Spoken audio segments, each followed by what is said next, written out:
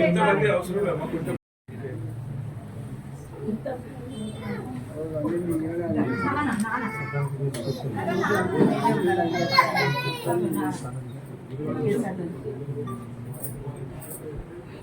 జరుగుతా టెన్షన్ ఇక్కడ దగ్గరనే మెడికల్ షాప్ అన్నా. ఇప్పుడు ఈ కాలేజీలో బ్రదరు, తర్వాత మల్లారెడ్డి, తర్వాత ఈ టీం మొత్తం ఎందుకంటే యాక్టివ్ టీం అన్నమాట.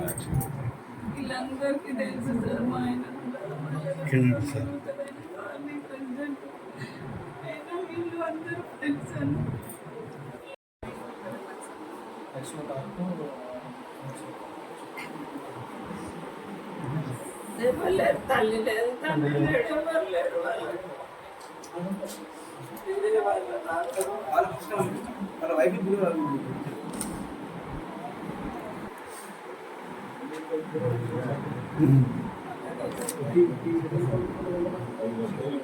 ఒక కొడుకు ఒక బిడ్డ, మా చెల్లెకు ఒక కొడుకు, మా అక్కకు ముగ్గురు కొడుకులు, ముగ్గురు బిడ్డలు. చిన్న కొడుకు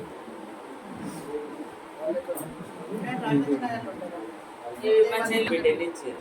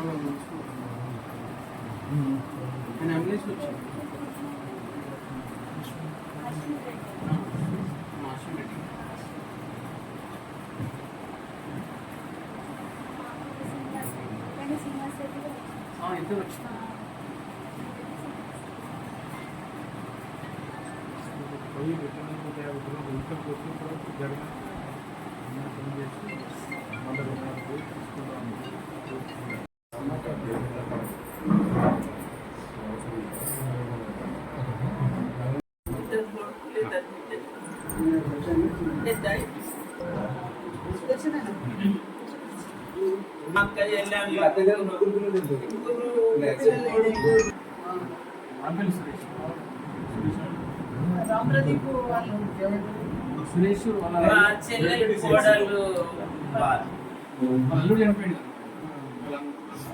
మా చెల్లె కొడుకే ఆయన. సురేష్ వాళ్ళు అన్న బిడ్డని ఇచ్చారు. వీళ్ళంతా ఒకటే ఫ్యామిలీ. అట్లా ఆంటీ వాళ్ళు ముగ్గురు ఆయన అల్లుడే. సొంత బాబు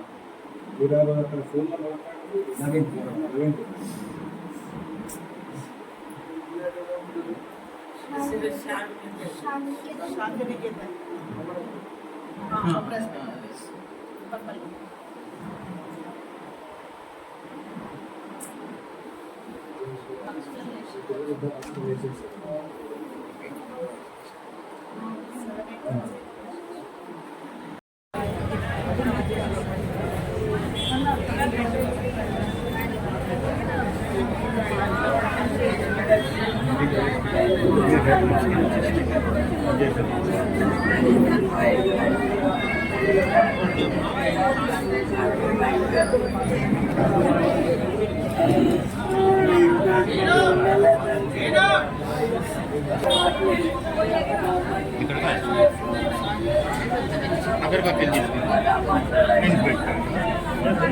కిలో ఉన్నాడు కదా నేను మెయిన్ వచ్చింది కదా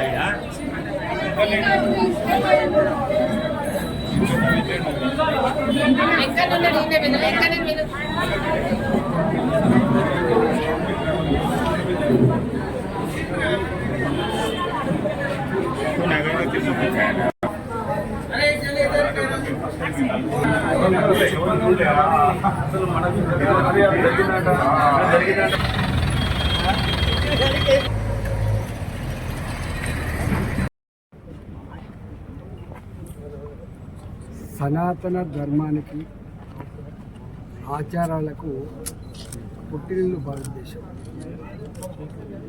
కుంభమేళ ప్రతి 12 సంవత్సరాలకు ఒకసారి ప్రయాగరాజ్లో జరుగుతుంది. సరస్వతి, యమున, గంగా ఈ త్రివేణి సంగమంలో 144 సంవత్సరాల తర్వాత మహాకుంభమేళ జరుగుతుంది. కోటాను కోట్ల మంది దేశవ్యాప్తంగా ఈ ప్రాంతం ఆ ప్రాంతమే తెలియలేకుండా కోటాను కోట్ల మంది ఆ కుంభమేళలో పాల్గొంటారు.